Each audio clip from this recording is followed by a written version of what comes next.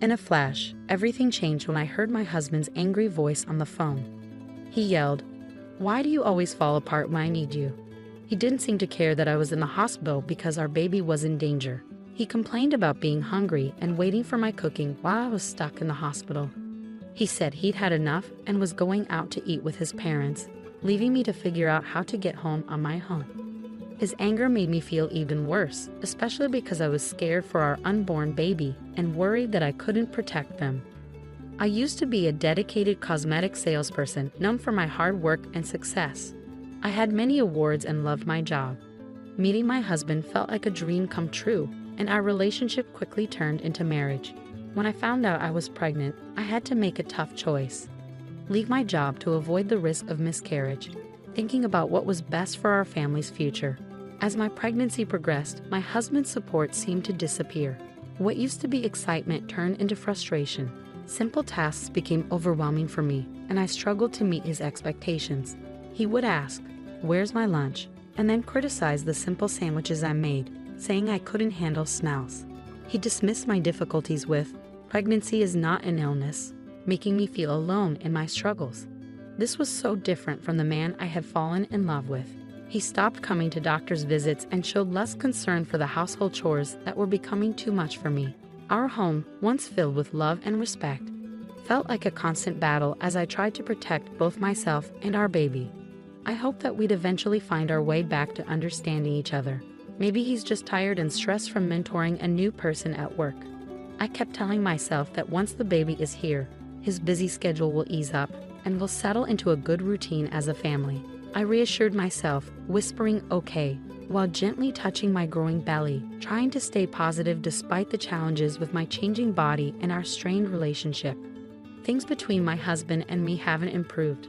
On top of that, my in-laws have started showing up unannounced, which has added to my stress.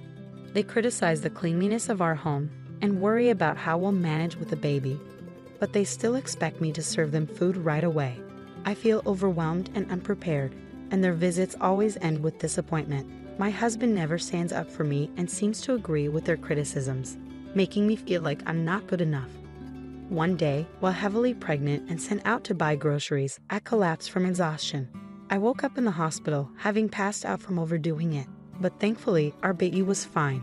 The doctor said I needed to rest for a few days. I saw missed calls from my husband and thought he must have been worried. But when I called him back, instead of relief or concern, he greeted me with anger. "Where have you been?" He demanded harshly, as if my health and our baby's safety didn't matter to him. His cold words made me shiver. I tried to explain, "I'm sorry I collapsed at the store and had to come to the hospital. They have me on IV fluids and want me to stay here for a few days." But his response was unfeeling and impatient. "You collapsed and I'm supposed to care. Why don't you answer when I call?" "You're so slow," he said, making me feel even worse. I couldn't stand the thought of our baby being exposed to this negativity. I pleaded, "Please stop yelling. It's not good for the baby," but he ignored me. He continued, "We're starving here waiting for your awful cooking, and you're just relaxing in the hospital." It was clear he wanted to go out to eat with his parents and leave me on my own, even though I was in this condition. His anger and lack of concern were overwhelming. I ended the call, feeling completely alone and heartbroken. As I returned to my hospital room, tears streamed down my face uncontrollably. In that vulnerable moment, a familiar and comforting voice reached out to me. "Are you okay?" I looked up to see Helen, a customer I had grown close to from my days as a cosmetic salesperson, offering me a towel. Seeing her brought me immense relief and warmth. "Helen, it's really you. I'm so glad you remember me." Our unexpected reunion felt like a beacon of kindness and human connection during my darkest hour. Helen was more than just a customer to me. After a tough divorce, she had lost her confidence and stopped wearing makeup altogether. I remember approaching her at the cosmetics counter and offering to help her try some makeup.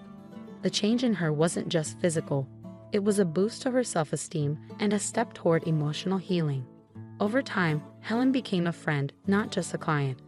But then, 5 years before I left my job, Helen stopped coming in, and I often wondered what had happened to her. Now, here she was, providing support when I needed it the most.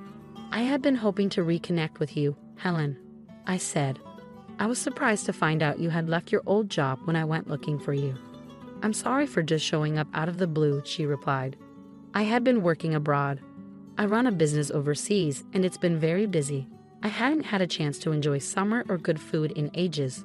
So once things settled down, I decided to come back. And believe it or not, right after, I tried to find you, Helen said with a laugh that made the situation a little lighter. I ended up here with appendicitis. It's just in the early stages, so medication should handle it. If this had happened while I was still abroad, the treatment cost would have been sky high, so in a way, I'm glad it happened here. Her optimism and warm smile were contagious, and this surprise reunion cheered me up. We happily reminisced about old times. As our conversation went on, Helen, with her kind smile, gently asked, "You don't have to share if you're not comfortable, but I noticed you seemed upset earlier. What's going on?" Feeling I could trust Helen, not just as a former customer but as a real friend, I opened up about my troubles with my husband and in-laws. "I'm really worried about bringing my baby into this environment. I'm afraid they'll be treated the same way I am. And without my job, the thought of living independently, especially with a child, feels overwhelming." To my surprise, Helen made a truly generous offer. "I actually have an apartment you could use. I manage a few properties as part of a project I started with land I inherited.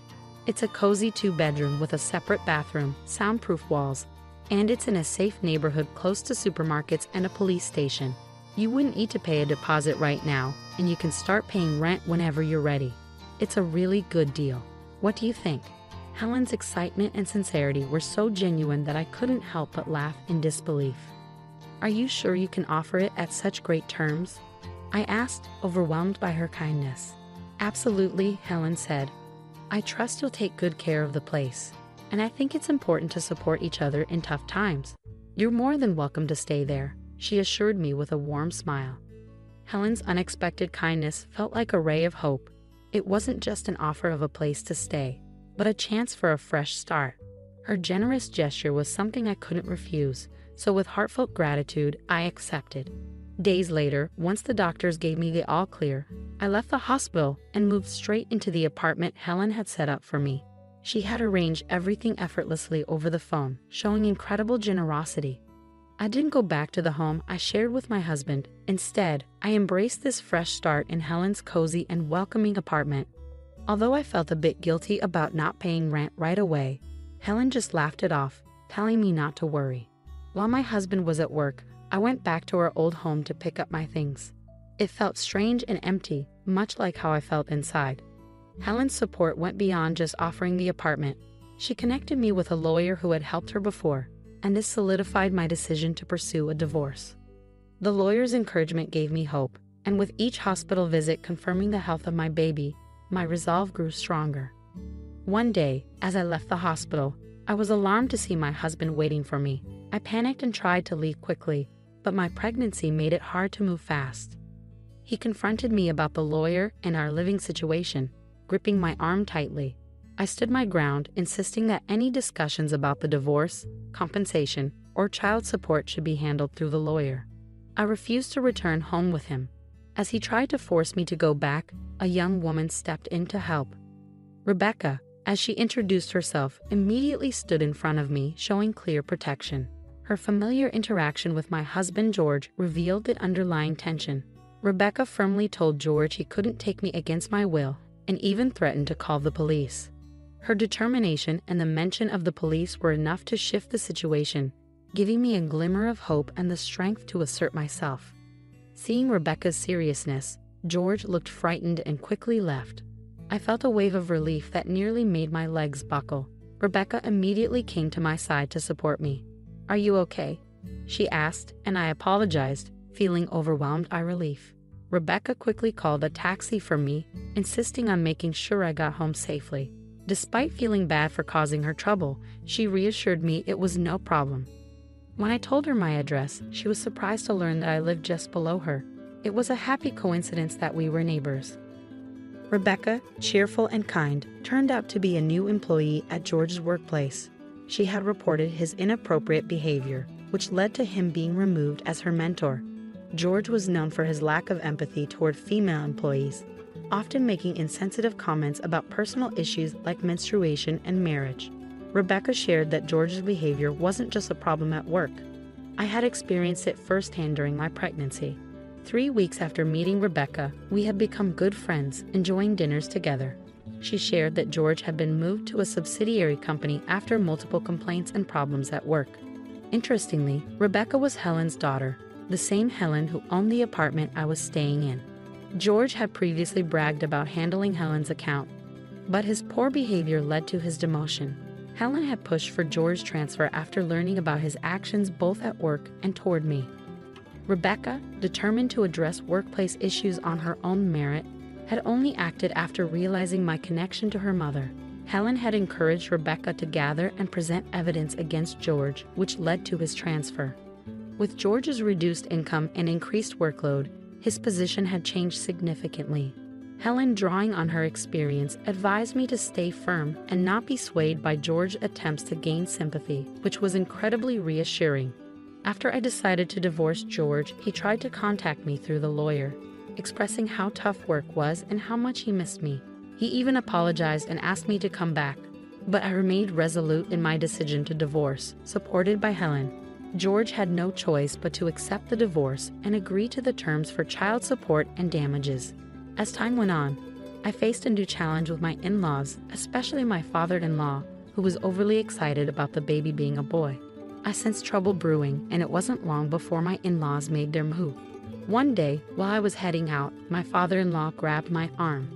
He had followed Rebecca, thinking he would confront her, but then saw me and demanded that I give up my baby once born, claiming the baby was the family's heir. Despite my efforts to free myself, his grip was too strong. Just then, Rebecca's firm voice demanded he let me go. In a swift motion, she used a judo technique to throw him. Rebecca, a top-ranked judoka with national titles, had mastered judo to protect herself and her mother during difficult times. She confronted my father-in-law, criticizing him for ignoring George's actions and trying to interfere in my life. She defended my right to start over and made it clear that their meddling was unacceptable. The sound of approaching sirens revealed that Rebecca had called for help before coming to my rescue.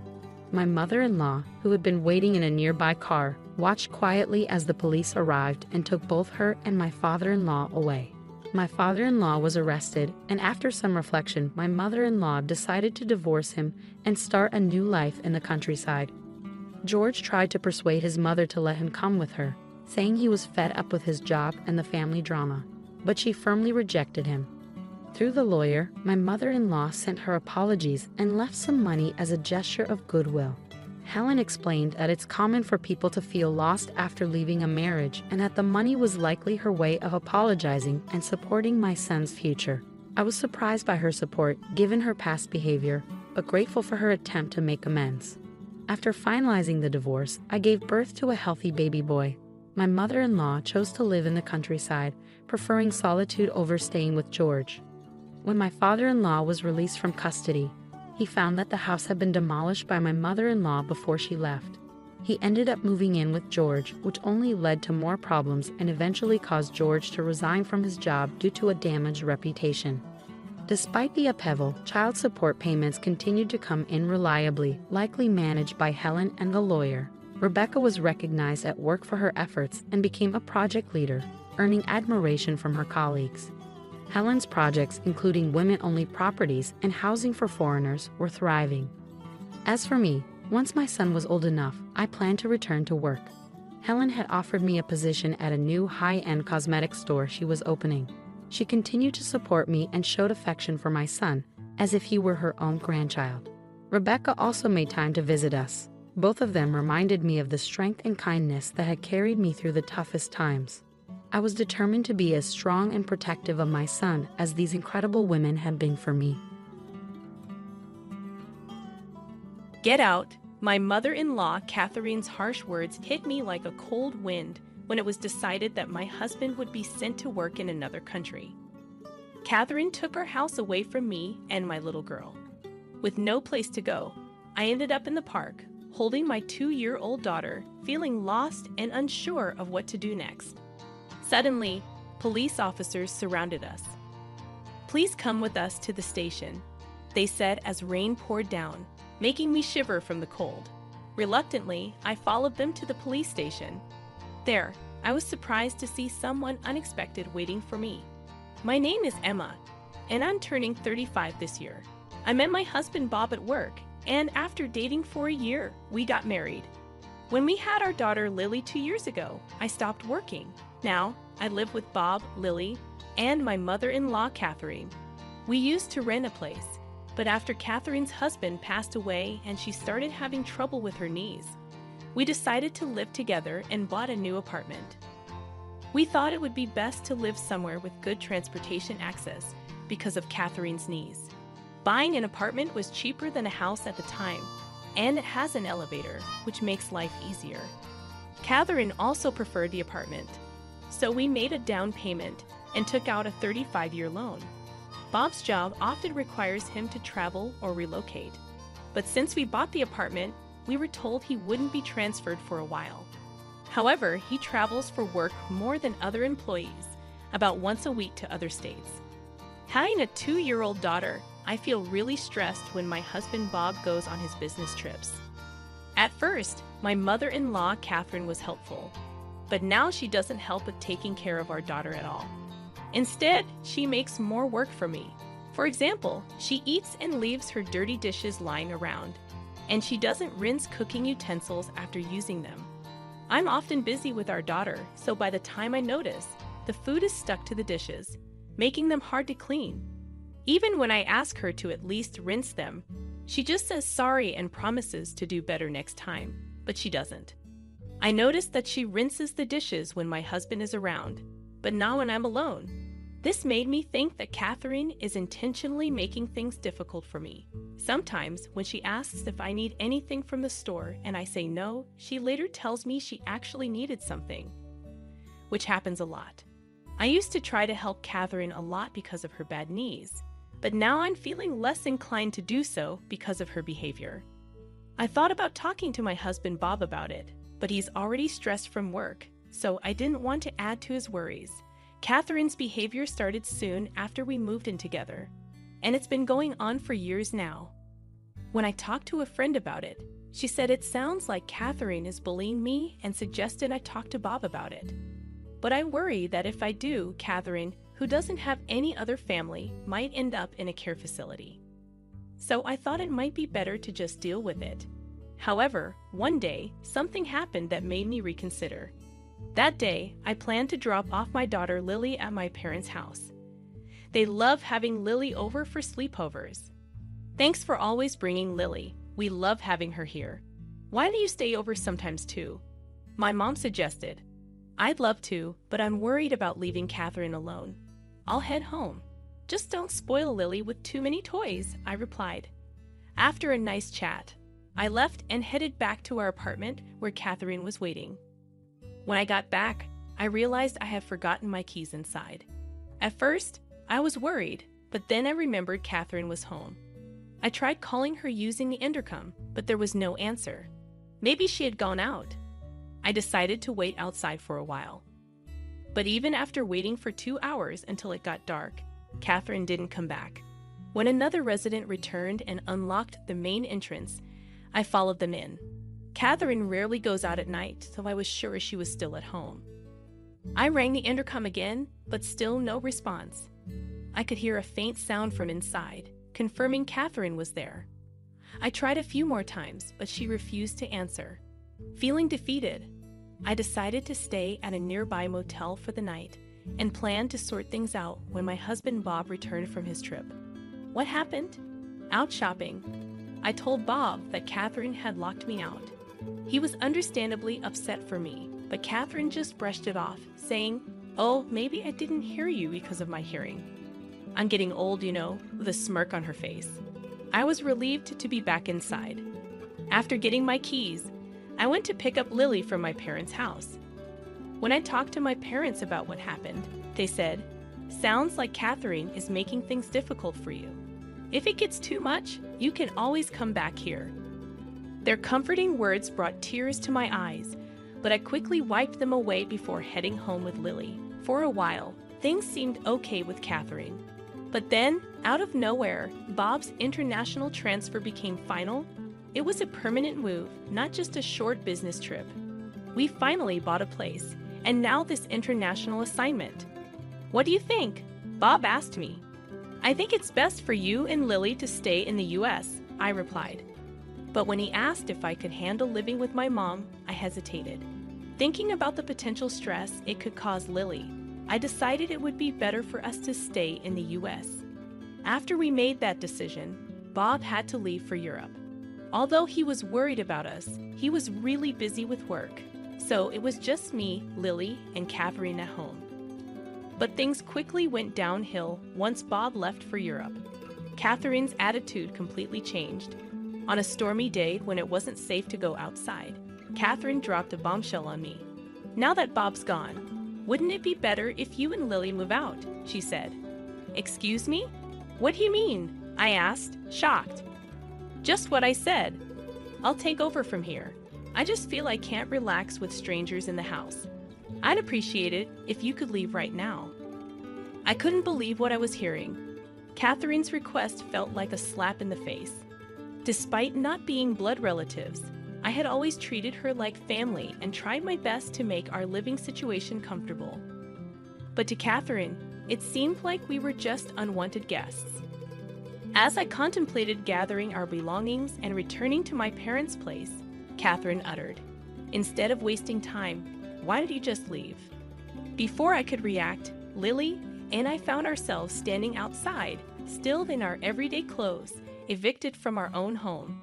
No matter how hard I knocked on the door, Catherine refused to let us back in. Lost and bewildered, I carried Lily through the pouring rain to a nearby park. Thankfully, there was a shelter there that provided some relief from the rain. Ideally, I would have checked into a motel or gone back to my parents' house. But I had left my wallet and phone inside. Feeling helpless, I sat in the park, trying to figure out what to do next. Time seemed to blur as the rain continued to pour down. Exhausted and cold, I started to drift off to sleep despite the darkness and biting cold. I worried about Lily catching a cold.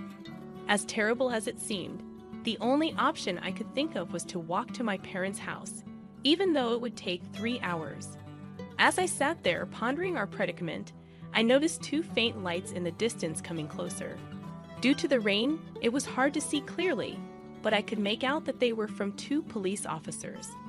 I thought maybe they could offer some assistance, but before I could approach them, one of the officers called out to me. "Are you Emma? And is this little one Lily?" the officer asked. Surprised by their recognition, I weakly replied, "Yes, that's us." "Please come to the station with us," the officer said. "Why, the police station?" I asked, feeling puzzled. Wondering if something was wrong, Lily and I followed the officer's instructions and got into the patrol car. We were shivering from being out in the rain for so long, but the officers had brought large towels to help keep us warm. "You might need these. We've got some spare clothes back at the station for you," they said kindly. Curious about why they knew about us and why we were headed to the police station, I asked, "How did you know where to find us?"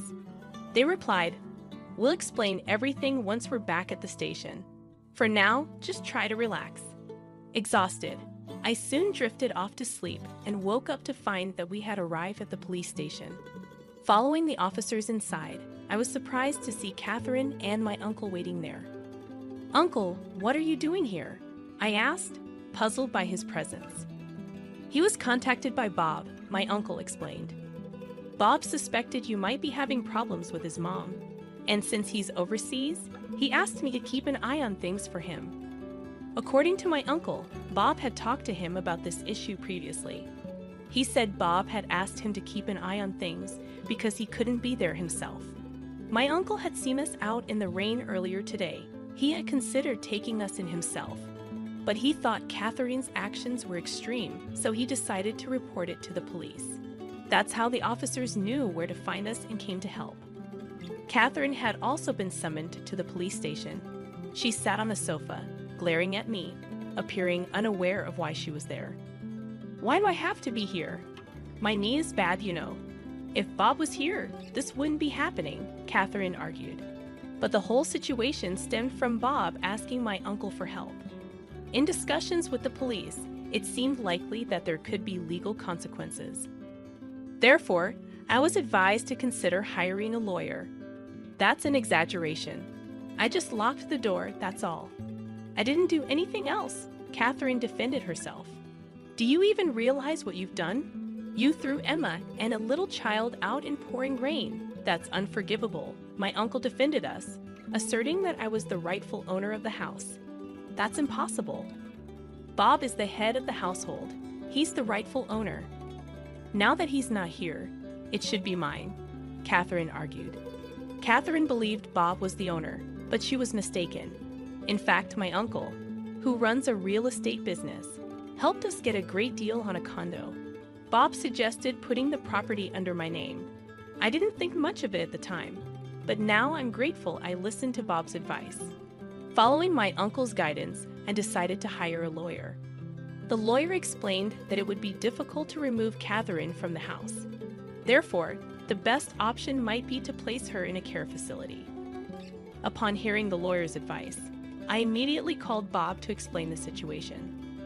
Bob hadn't realized the situation had escalated so much and said he wanted to return from Japan to discuss it properly. He also mentioned he was considering placing Catherine in a facility. Meanwhile, Catherine, oblivious to all this, was snacking on crackers casually at the police station. Since I couldn't return home with Catherine, I decided to stay with my parents until Bob returned. He would be back in a week, giving us time to think about our next steps. If Bob didn't support me, divorce seemed like the only option. I regretted not seeking advice sooner. A week later, Bob returned from Europe and was at the house with Catherine, so I moved back home from my parents' place. Bob had to return to Europe soon due to the urgency of his job. He could only stay in Japan for a few days, so we needed to discuss our next steps. I heard some things from Emma's uncle. Is all of that true? Bob asked. It's all lies. I haven't done anything. Emma's plotting something to evict me. Catherine stubbornly refused to admit any wrongdoing. She even accused me of scheming against her. Bob, who I expected to support me, seemed to want to consider Catherine's perspective.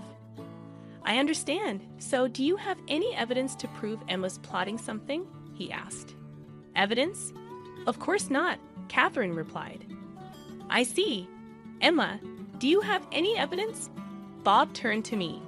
To be honest, I've been so busy with work, I haven't been able to keep an eye on things.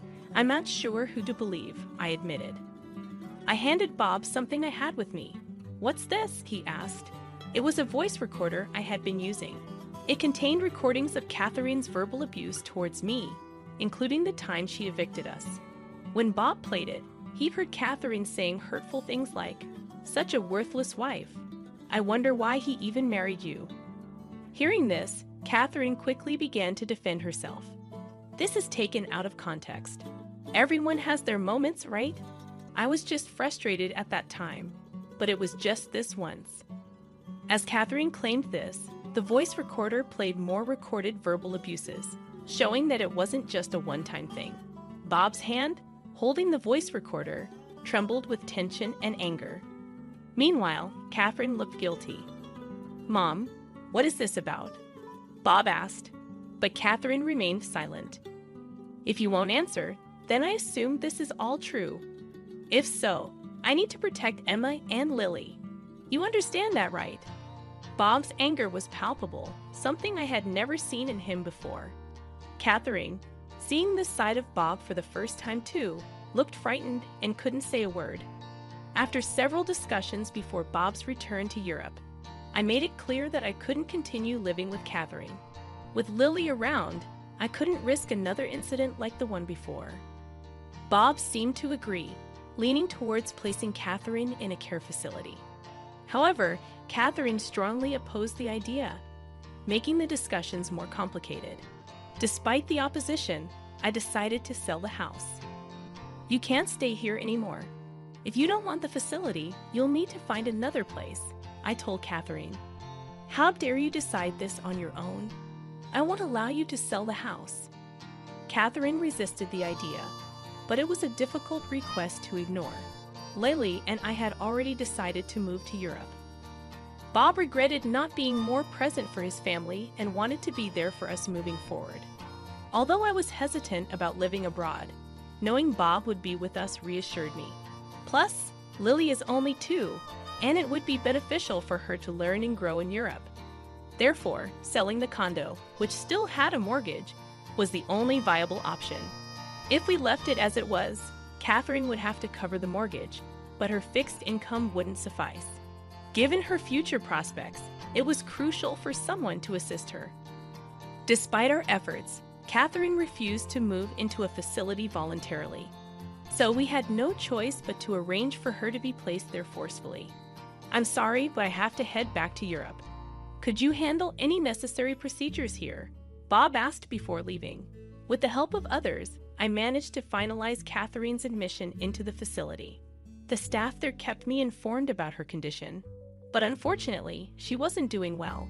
It would be one thing if she were simply feeling down, but it seemed she was causing trouble for the staff and other residents. Before heading to Europe, I visited her to check on her well-being.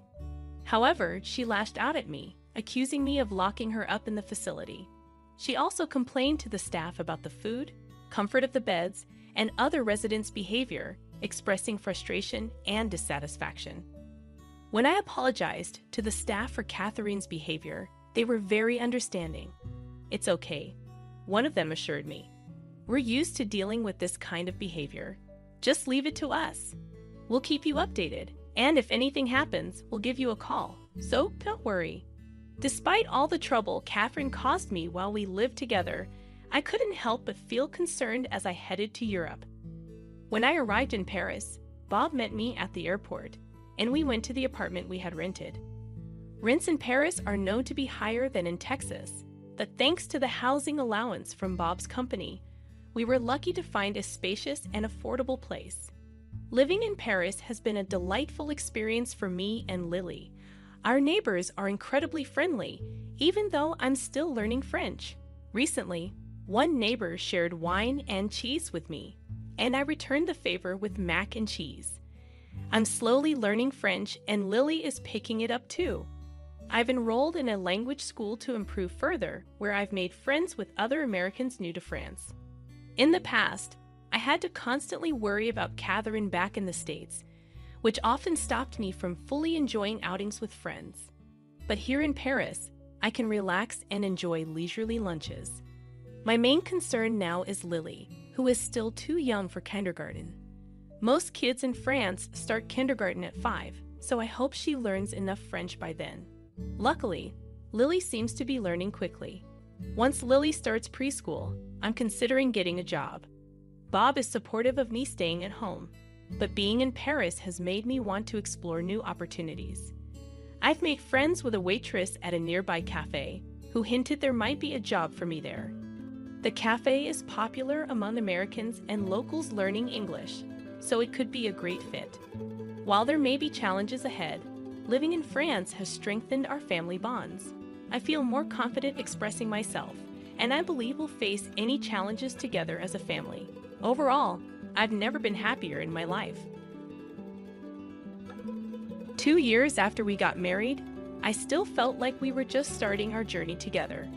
It had been 2 years since we promised to be together forever, but my heart sank when my wife happily announced, "I'm going to have a baby." The father was my boss. I remembered her saying, "Let's wait to have kids. I want us to enjoy being newlyweds when we first got married." My name's Ryan Kitchen, and I turned 30 this year. I married Susan 2 years ago after meeting her at work. Even though we worked in different parts of the company, I couldn't help but admire her beauty whenever we passed each other in the office or shared an elevator ride. When a coworker finally introduced us, my heart soared with joy. I'd always looked for chances to chat with Susan, and I wasn't going to miss this one. I watched all the movies and read the books she suggested. Slowly but surely, my efforts to get closer to her were paying off. At that time, it seemed Susan had a boyfriend, but I didn't pry too much into it. I was showing her that it didn't matter to me. Looking back, I'm amazed at how persistent I was. Susan decided to leave her job and become a stay-at-home wife, and I'm glad she's taking care of our home. She's taking cooking and flower arrangement classes, having relaxed lunches with friends, and enjoying a comfortable life. 2 years into our marriage, just when our parents started hinting about wanting grandchildren, something unbelievable happened. The busy overtime season was over, and I was feeling great, leaving work on time. Thinking that Susan might be feeling lonely because of my busy schedule, I decided to surprise her with her favorite cake on my way home for the upcoming long weekend. I thought we could go on a mini vacation together. I grabbed brochures of nearby tourist spots from a travel agency near the train station. To save her the trouble of cooking, I ordered takeout. I'm back. I managed to leave work early today, I told Susan as I took off my shoes at the front door. She hurried over from the hallway, looking surprised at my early return. While explaining about the takeout dinner, I handed her the cake she loves. However, something seemed wrong with Susan. "Susan, is everything all right?" I asked, handing her my suit jacket and noticing her small nod. Her expression was serious as we sat down in the living room. Susan took a seat across from me, and then she dropped a bombshell. "I'm pregnant, and I think we should end our marriage." I couldn't believe what I was hearing. Susan and I hadn't had any children yet. She was the one who had initially wanted to wait before starting a family right after our wedding. I had agreed to wait, wanting to respect her wishes to enjoy our early married life. We had been careful for the past 2 years, so how could she be pregnant now? "I want a divorce for the sake of the child," she said, a phrase I never expected to hear from her in such circumstances. I had always imagined using those words joyfully together. Susan's expression was blank, but her decision to divorce seemed final. "Please sign these papers."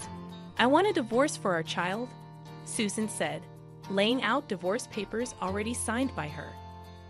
Susan's parents had already signed the witness section of the divorce papers. She had talked to them beforehand. "I want to find out who the father is, but I can't lose my composure here.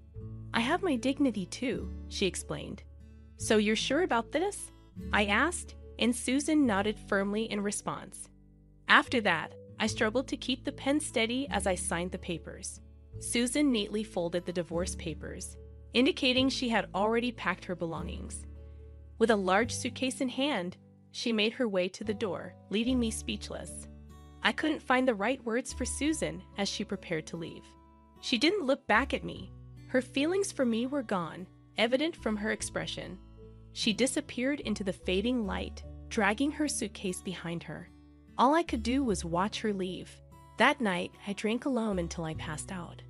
Waking up in the living room, I realized I had caught a cold. It wasn't just a hangover. I was plagued by headaches and chills. I called my workplace and said I needed a sick day to recover. Reflecting on last night, I wondered if it had all been a dream. But there sat the liquor bottle and the pen on the living room table, reminding me it wasn't a dream. Susan had really betrayed me and left. Reality hit me hard, and my chest ached with pain. It's true what they say, the harder they fall. I couldn't believe how much I now despised Susan, the woman I had once loved so deeply. Determined to find the other man, I spent the day searching through Susan's belongings. Despite my anger, I couldn't help but notice the ring and bracelet I had given her during our dating days still in the jewelry case. And then I found our wedding ring in the trash. What was she thinking when she threw it away? Just thinking about it made me feel sick. Despite spending the whole day looking for clues about the other man, I'd only succeeded in worsening my fever. Despite my efforts to keep busy, my health didn't fully recover in just one day. In the end, I ended up taking a week off from work to sort things out. When I finally returned, I was taken aback to find that my coworkers already knew about my divorce, even though I hadn't shared the news with them. "How are you holding up, Ryan? Seems like you're quite sensitive, getting sick over a divorce," remarked my direct boss, Tom Gary, with a smirk. Gary had always been a thorn in my side, constantly making things difficult for me with his pretentious attitude and questionable behavior. As I reluctantly tolerated his presence, it dawned on me that he had mentioned the divorce. Then it hit me. Before Susan and I got married, she and Gary used to work together in the same department. Didn't Susan inform you about the divorce? Or were you too busy nursing your fragile ego?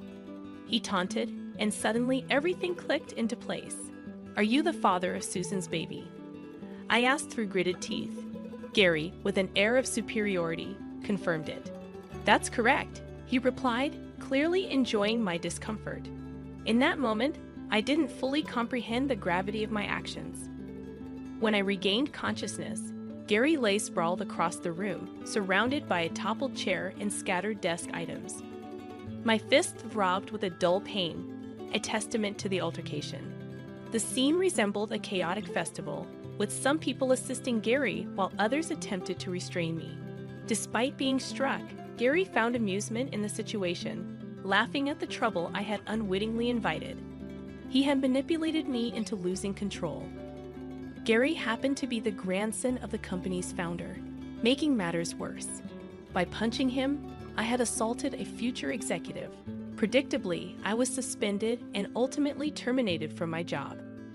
Now, I was not only unemployed but also abandoned by my wife. My life spiraled into disarray. Though I knew I needed to find work to survive, my actions lagged behind my thoughts. Daytime became an excuse to drink, and nightfall brought more of the same. It was a self-destructive cycle, devoid of motivation. The only solace was my savings, a result of past diligence. After about a month, an unexpected visitor appeared. Initially, I pretended not to be home, ignoring the doorbell. However, it persisted, ringing again after 30 minutes, prompting another round of feigned absence. An hour later, the doorbell chimed once more, aggravating my already frayed nerves. Irritated, I grumbled about the intrusion as I begrudgingly answered the door. Standing before me was a stranger, a woman of unfamiliar stature, her gaze piercing into me with a judgmental intensity. I felt a wave of discomfort wash over me, prompting me to shift my gaze away. "May I ask who you are?" I inquired tentatively. The woman, exuding an air of dignity and strength, wasted no time in getting to the point. "Are you the former spouse of that woman?" Her directness nearly caught me off guard, causing my heart to skip a beat. It was clear she was referring to Susan, and she didn't mince words. She introduced herself as Lillian Gary, confirming my suspicions about her relationship with Gary. The prying eyes of the neighborhood ladies passing by only added to my unease. I had always found their penchant for gossip unsettling. "Please come inside," I offered hastily, hoping to avoid further speculation. Lillian accepted the invitation graciously and stepped into the disarray of my home without hesitation. I hadn't made any effort to tidy up, but she didn't seem deterred. As we entered the cluttered living room, she silently began to gather the scattered debris. "I can handle that myself," I protested weakly, but she dismissed my objections. "We can't have a meaningful conversation amidst this chaos, can we? If you're not going to assist, please take a seat." She snapped, so I straightened up and settled onto the couch, watching in silence as she efficiently tidied up the room. "Why don't you freshen up?" she suggested. Her words caught me off guard, prompting me to hurry to the bathroom. I quickly washed my face, startled by the unfamiliar face staring back at me in the mirror. I shaved, washed, and combed my hair, feeling a semblance of normalcy return. For the first time in a while, I felt a bit more human. Returning to the living room, I found the cleaning already completed, with the trash bagged and placed in the hallway. "I used your kitchen," Lillian mentioned as she handed me a cup of tea. She seemed surprisingly capable for Gary's wife. "Thank you. I feel like myself again," I expressed, surprised by the sincerity of my gratitude. Lillian responded with a faint smile, though it quickly faded. "My husband asked for a divorce because he fathered a child," she stated bluntly, clearly not one to mince words. "I went through the same thing with my wife. I'm already divorced," I responded, indicating that it was no longer my concern. She let out a deep sigh, suggesting that Gary's indiscretions were nothing new to her. Apparently, he had previously settled a scandal involving Susan with money, leading her to immediately marry me as a sign of ending things with Gary. This time, Gary attempted to resolve matters with money again, but Susan refused to budge. From Lillian's tone, It was evident she still harbored feelings for Gary and desired to rid herself of Susan. "So, you want to reconcile with Gary instead of getting a divorce," I summarized, surprised that she could still have feelings for someone who had cheated on her twice with the same woman and had a child with her. Lillian appeared taken aback when I asked if she didn't want a divorce, as if the thought hadn't crossed her mind. "Do you believe it's possible to move forward from this?" I questioned, finding her expressions and demeanor intriguing. I awaited Lillian's response with anticipation. With a slight smile, she simply remarked, "We're still married after all." I'm not sure why, but her words left me feeling defeated. In the end, I asked Lillian to leave, agreeing to revisit the discussion another time. The day following Lily's visit, Gary paid me a visit. It appeared he had been informed by Lillian about her conversation with me the previous day. As a former superior, I'd ushered him into the living room. Gary glanced around the room and chuckled. "What's amusing?" I inquired. "Lillian's handiwork, isn't it?" Gary replied, a hint of amusement in his voice. I hadn't noticed, but it seemed Lillian's touch was evident in the tidiness of the room. The camaraderie between them grated on my nerves. When I questioned his reason for visiting, Gary disclosed that he had a favor to ask. He wanted me to persuade Lillian to divorce him. His request left me stunned. According to Gary, Lillian is unable to conceive, and he desires an heir. Susan's pregnancy presented a perfect opportunity for him. He offered me a bribe to persuade Lillian to agree to a divorce, placing a thick envelope on the table. The sight of him trying to resolve everything with money sickened me. "I want children, something Lillian can't provide," he stated, pushing my patience to its limit. I grabbed him by the collar, but he continued laughing, seemingly confident he wouldn't be struck again. Just as I prepared to swing my fist, a soft hand intercepted my raised arm. "Is my husband worth hitting?" Lillian's voice cut through the tension as she entered the room. "You left the front door wide open." "That's careless," she scolded me, causing me to release my grip on Gary. "Okay," I muttered, feeling the momentum drain from my confrontation. "So you desire a child." Lillian murmured, her gaze fixed on Gary, who nodded in agreement. From her back, she produced divorce papers. "Are you satisfied now?" she asked, offering the papers to Gary with a stunningly beautiful yet unsettling smile. As Gary accepted the papers, his fingers brushed lightly against her hand, leaving me with a sense of intrusion. I quickly averted my gaze, feeling as though I had witnessed something private. "Thank you," Gary muttered before swiftly exiting. "We're enemies now, aren't we, Gary?" Lillian waved without turning back, indicating that he had accepted her declaration of war. Once Gary disappeared from view, Lillian turned her attention back to me. "Shall we nurse our wounds together? But first, let's seek our revenge," she proposed. We both decided to separately demand compensation from Gary and Susan. Knowing their wealth, we anticipated they would comply with our demands regardless of the amount. I instructed my lawyer to handle all proceedings simultaneously, driven by my desire to see them suffer, even if just a little. This retaliation would be child's play, a small taste of payback. After making our demands, Susan finally appeared, tears streaming down her face. It seemed Gary would pay his share, but he refused to cover Susan's portion. While this was expected given their unmarried status, there seemed to be more to the situation. During a meeting involving the four of us, Gary attempted to shift blame onto me for Susan's infidelity, citing my busy work schedule as the cause of her loneliness. "You're quite the master of deception, aren't you? But your tricks won't work on me," I retorted. Lillian then produced a report from Gary's private investigation, commissioned by his parents. It revealed that Susan and Gary had been involved prior to my marriage to her, and Susan had accepted a settlement to end their relationship. However, their affair had continued clandestinely. Apparently, my marriage to Susan had been Gary's idea as a cover-up. My dedication to work and my somewhat insensitive nature made me an ideal husband for their purposes.